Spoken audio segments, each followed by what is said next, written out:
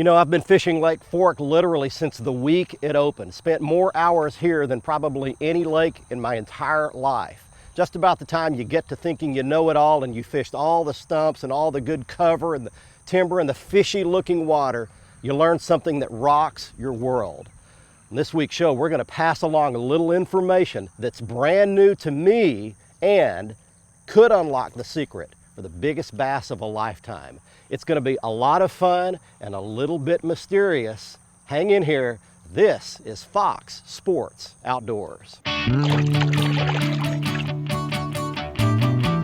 It's time now for your weekly fishing reports and real-time outdoor news from the Southeast region. This is Fox Sports Outdoors Sports South. You know, the fun thing about fishing is that it's a constant learning process. You never quite figure everything out. There's always something on the horizon, some more knowledge to be gained.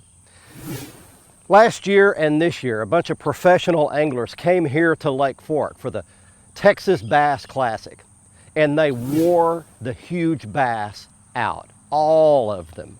Broke all the records for all the heavyweight stringers that had ever been caught in tournament bass fishing in the history of the state of Texas, and they did it in a way that the fishing public was not really that knowledgeable about, something new. So today, we've brought the Nitro Z8 out to launch into Lake Fork and to tackle my first experience with this relatively new technique to me on trying to catch good quality bass in a way that I've never caught them before. So while we're out doing that, the other bonus is that you get all your weekly fishing reports from our expert team of insider reporters on lakes, rivers, and bays in your local area. So it all gets started back at the FSN studio with your weekend planner. Hello everyone, I'm Bailey Malik filling in for Julie while she spends some time with the newest addition to her family. Congratulations to Julie and Kelly on the arrival of their son, Ryder Scott, who weighed 7 pounds and 10 ounces when he was delivered, and I'm glad to report that the entire family is happy and healthy. Now let's check out the Salooner tables for you to find the best game fish activity of the weekend. The charts are predicting the peak fishing opportunities to start around dawn, and top evening hours should begin at 6:42 on Saturday and 7:30 on Sunday. Sunrise will take place at 6:46, with sunset occurring at 8:19, and night skies will feature a crescent moon that is 32% visible. Stay with us, all of your fishing updates from around the region are on the way, and I'll return with Skeet Reese on this week's Ask the Pro with a question about fishing in hot weather. We're coming right back. Fox Sports Outdoors is brought to you by Academy Sports and Outdoors. Right stuff, low price, every day. By Lew's, setting a new standard of fishing performance. Feel the difference. By Gene LaRue and Bobby Garland Lures. With our baits, a good day of fishing is in the bag. And by Stren Fishing Lines, the standard of dependability.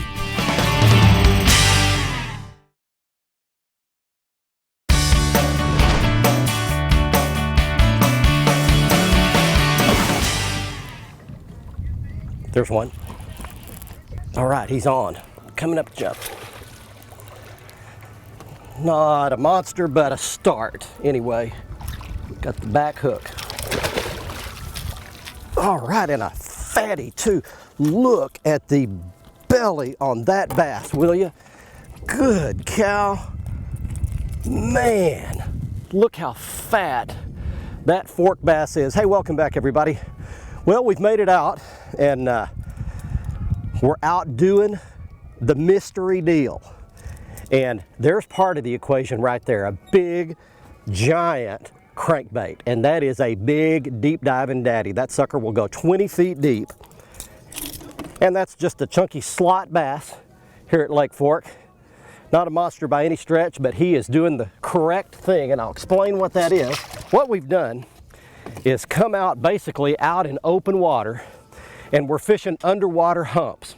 What we do is we look at the topo map and we isolate these humps that come up on top anywhere from 18 feet to 30 feet. That's right, you heard me right. Some of these humps are 30 feet deep at the very shallowest point. We get out off of it, we make big long casts with that crankbait up onto the hump, rod tip down.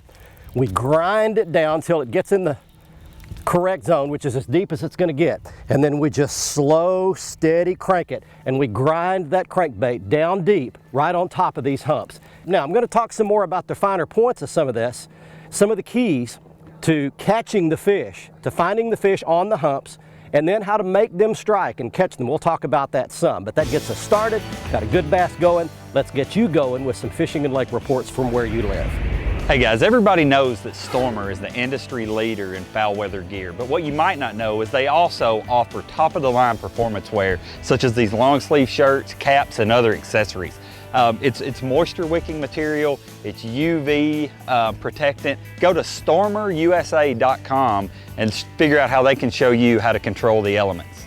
Hey guys, welcome to this week's Tennessee and Kentucky Fishing Report. All I'm gonna say right now, it's hot. It is just dead middle of summer. It's as hot and humid as it gets, and right now I'm going to encourage you, go early, go late, plan your trips around current if you're on a body of water that has current. Otherwise, look for aquatic vegetation, hydrilla, milfoil, coontail, eelgrass, whatever that is where you are, what's available where you are. It provides a lot of oxygen, it provides a lot of shade and cover, and guys, just I'm going to give you one other thing. I'm at Herb Parsons Lake right now. I'm in West Tennessee, just outside of Memphis, and there's one truck at the ramp, one boat trailer at the ramp. I would encourage you, one of my favorite things to do in the summertime when the fishing gets tough, find you a little body of water like this. This is a state-managed lake by Tennessee Wildlife Resources Agency, and go out there and enjoy yourself. You get away from the crowd. You know, plan yourself a morning fishing trip or an evening fishing trip, and don't try to stick it out all day in the heat. If you're gonna be out in the heat, drink plenty of fluids, stay hydrated, don't get too hot. I mean, really heed the signs of heat exhaustion. Wear you some good gear like this Stormer gear that keeps the sun off your skin and keeps your body temperature down. But guys, let's stick it out through the heat of summer. There's better fishing right around the corner. We'd love to see you on the water in Tennessee and Kentucky. God bless.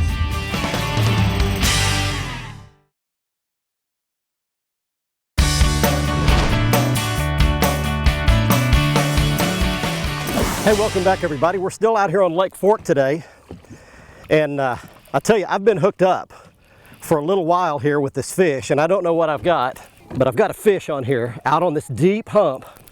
That's a good bass right there. Oh, calm down. Get in that net. Big one. Yeah.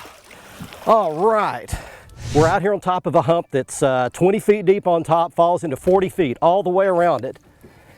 And I got a big old largemouth bass. Man, that sucker is a great one. That fish will weigh probably 7 pounds, maybe, something like that. That's a great one. We're gonna let that fish swim back nice and gently. Right over the side.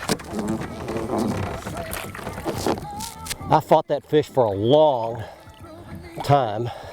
Well, let's talk about an important factor about this style of fishing. They live out here in the area all summer long and even into the fall, but they only move up on top of the hump when they actively feed. So what you have to do is you've got to get a milk run going. You've got to get 6, 8, 10 of these things, and you've just got to hop from hump to hump to hump. You make maybe 30 casts on each one of them until you find one where the fish are up on top and actively feeding. That's just a big spoon. It's a big 5-inch long, 1-ounce spoon. And all I'm doing with this spoon on top of the hump, I'm still sitting right on top of it. And all I'm doing is just making medium length pitches out there about maybe 30, 40 feet out, letting it free spool down to the bottom. Once it hits the bottom, here's the key, I'm not jigging it. Down to the bottom it goes, click it into gear and make about 5 or 6 smooth cranks. Swim the spoon up, push the button, let it flutter back down like this. Click it back into gear, 4 or 5 pulls, swim it up, and then let it flutter back down. A lot of times a big old bass will hit it, like that big old pig did right there. Time for more fishing reports from your area. Hey folks, Captain Lee here with your Carolinas report. This week brought to you by Marshall's Marine. Located in Lake City and Georgetown, South Carolina, we're your bass boat leader since 1969, and for all your nitro and bass tracker needs, visit www.marshallsmarine.com. Saltwater side of things, the early morning trout bite continues to be good. My good buddy Captain Patrick Smiley up in Little River has had some great trips on the speckled trout as well as some redfish and flounder. You need to get out right now early in the morning again with like a Zara Spook Jr., I love the black with the chartreuse tail, works great. Work those areas, those oyster bars with some good current, sandbars that come off into deeper holes. Those trout are going to be in there, chasing that bait's going to be coming over those sandbars. Great time early in the morning to get out and target those. Also, the nearshore reef, the Spanish mackerel are starting to show up. Live chumming with lots of mullet, works great this time of the year. Small hooks, small wire, get ready for some great Spanish mackerel action throughout the Carolinas. Moving into the freshwater side of things, let's go up into the mountains. Santilla Lake and Fontana Lake are two of the prettiest lakes in both the Carolinas. Beautiful and got fish. Get out this time of the year fishing 40 to 60 foot deep for some great lake trout on both of those. Also, the walleye are biting great. Fishing with worms on the bottom, just dragging. Right now with that water temperature being 66, 67, 68 degrees, it's a great time for the walleye as well as the smallmouth and the largemouth bass. This has been your Carolinas Report for the week. Remember, fish smarter, not harder, and keep your chaos organized. There's one. Feels like a white bass. The way he's pulling and the way he is absolutely not jumping. That's exactly what it is. Well, let me give you one more little tip here before our next break. All the pro anglers that fished those two big tournaments here and broke all those records said every time they were catching big largemouth bass, they were catching these. Lots of big white bass mixed in with them as well. Why? They're all feeding on the same thing. They're all eating those shad that are up on top of these humps. So here's the tip for you. No matter where you live, if you're catching other species on top of these ledges and humps like we're fishing today, whether it be crappie, white bass, stripers, walleye, even drum, it's an indicator that you're on a place where largemouth bass will be and they could be feeding. So use that as an indicator. A couple of other quick things before we go to break. Number one, if you want to book a guide trip here on Lake Fork, my good friend Matt Reed guides here. He only guides part of the year, so you'll have to contact him to see if he's guiding here at the time of the year you'd like to come. And if you're looking for a place to stay, I always stay at Lake Fork Marina and Motel. Great lodging, good food, tackle store, bait, gas, boat ramp, all in one location. You can contact them, the number on your screen as well. Fox Sports Outdoors is brought to you by Exide AGM Marine Batteries. Starts like new, stays like new longer. By Motor Guide Trolling Motors, introducing the XI5 for ultimate boat control. And by Nitro Performance Fishing Boats. Champions aren't born, they're made.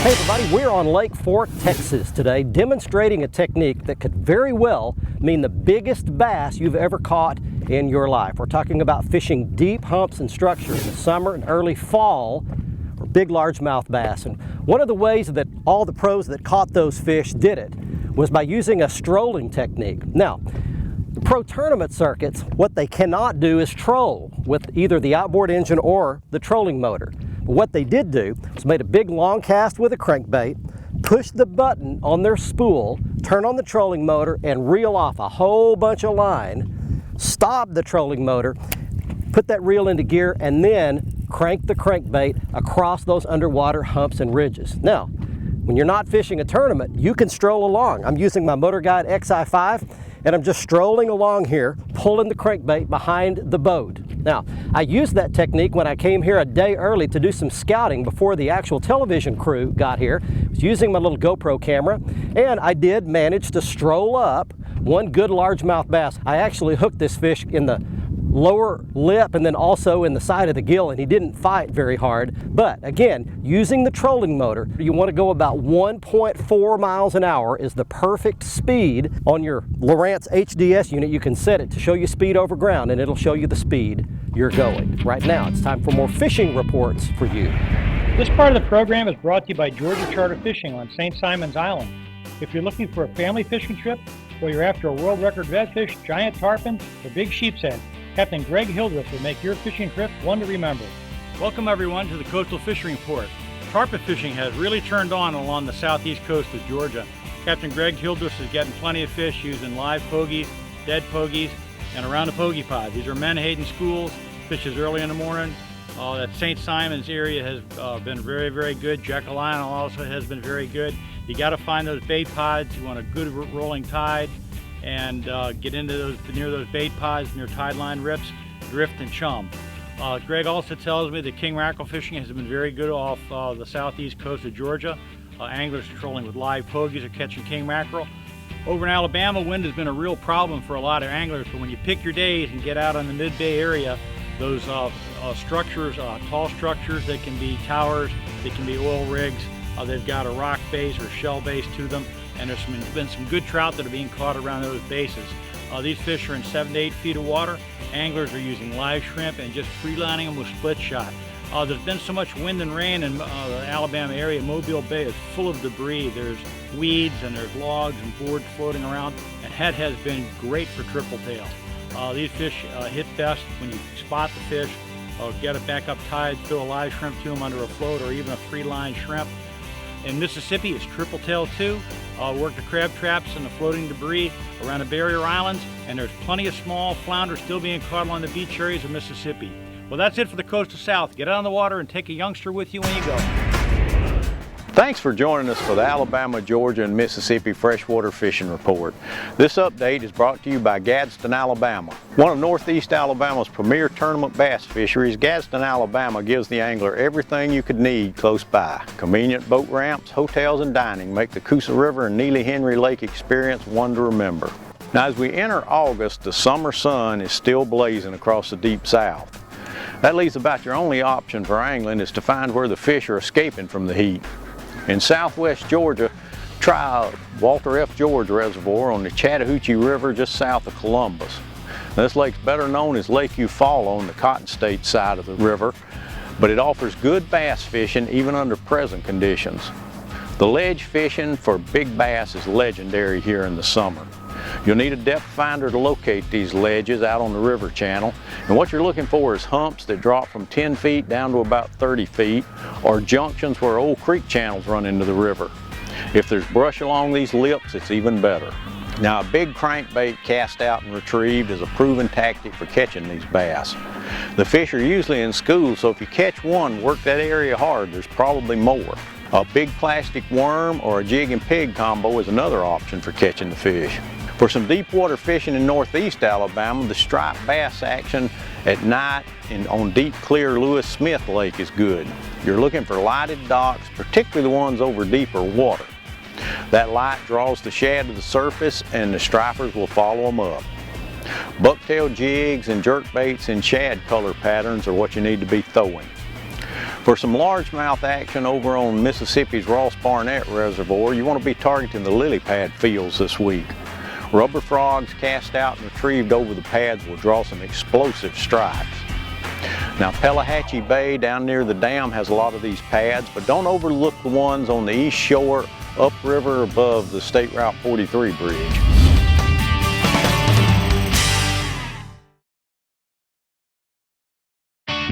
Fox Sports Outdoors is brought to you by Tracker Boats. It's more than just a boat, it's a tracker.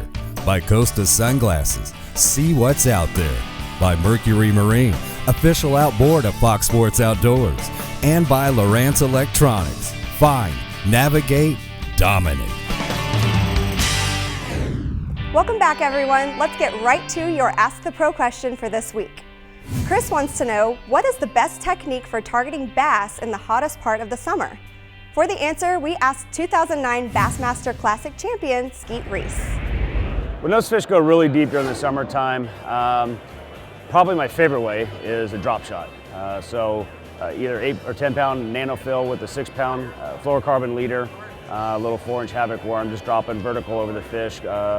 When they get that deep, make it long cast. You don't get quite the presentation you need sometimes. So getting over the top of them, looking at them on your electronics vertically is the easiest and quickest way to catch them as far as I'm concerned. Thank you, Skeet. If you want some help from one of the pros, go to foxsportsoutdoors.com and follow the Ask the Pro link to submit your question. Now it's time for someone to win a new pair of sunglasses on the Costa Catch of the Week. Time now for us to announce the winner in this week's Costa Catch of the Week contest. He is Jamie Davis of Hinesville, Georgia, with a 28-pound red snapper caught from St. Simon's Island, Georgia, 25 miles offshore. If you'd like to be our next winner, just go to our website at foxsportsoutdoors.com, click in the Costa Catch of the Week box, enter your big fish photo, and you could be our next winner. You can see all of the Costa frame and lens styles at their website. Just go back to the front page of our website and click on the Costa logo. You can see all of the frame and lens styles there, including the frame style that I was wearing on this week's episode at Lake Fork. This frame style is called Luke. Next up on the Academy Right Stuff feature, you do need some specialized gear if you'd like to fish these deep humps like we did at Fork at your favorite lake and have a chance to catch some really big largemouth bass. First of all, trolling motor batteries are critical. I highly recommend the Exide AGM dual purpose and cranking batteries that are available at your local Academy Sports and Outdoors store. They last much longer. I can actually run mine for 2 full days without recharging them. They are better all the way around than any other deep cycle battery. Check them out, the Exide AGM batteries at Academy. I want to show you 4 different baits that you can use to catch these deep bass on these humps and ridges. The right side of your frame, there are 2 different sizes of crankbaits. The bigger size will dive to 20 feet deep. The little bit smaller size will dive to 15 feet deep. You need at least 15 on your crankbaits. On the left side of your frame, there is a big 10 or 12 inch Jean LaRue El Salto Grande worm. That's a large application for a plastic worm, and we've got it rigged on a football head. That's really important. And below that, it's a 5-inch long, 1 ounce spoon, and we caught a couple of nice ones on that as well. In a 2005 commencement address at Stanford University, Apple founder Steve Jobs said this: "Life is short. Don't waste it trying to live someone else's." Hey, those are great and wise words to live by, because too many of us waste too much time trying to live up to something someone else thinks we should be, trying to make our square peg fit in someone else's idea of a round hole, and it makes life completely fruitless. God created each one of us as a unique and special human being with a destiny and purpose all our own, and our responsibility is to figure out what that is. And when that happens, that's when life begins to get really fun. Hey, I'm glad you were along with us today at Lake Fork, Texas. Again, I don't want you to get so focused on Fork that you lose the fact that these same principles and techniques will work on any lake that's got big largemouth bass and the kind of structure that we were showing you today, these deep humps and ridges. Don't forget to join us on next week's episode. We'll be on Thursday at 6 p.m. with the repeat airing Sunday morning at 8:30. Don't forget to join us on our Facebook page for lots of fishing news, videos, photos that we don't have time for on the television show. And be sure and follow us on our Twitter feed at the address you see on your screen. We give away lots of free gear on the Twitter feed. All you have to do is follow us to be eligible.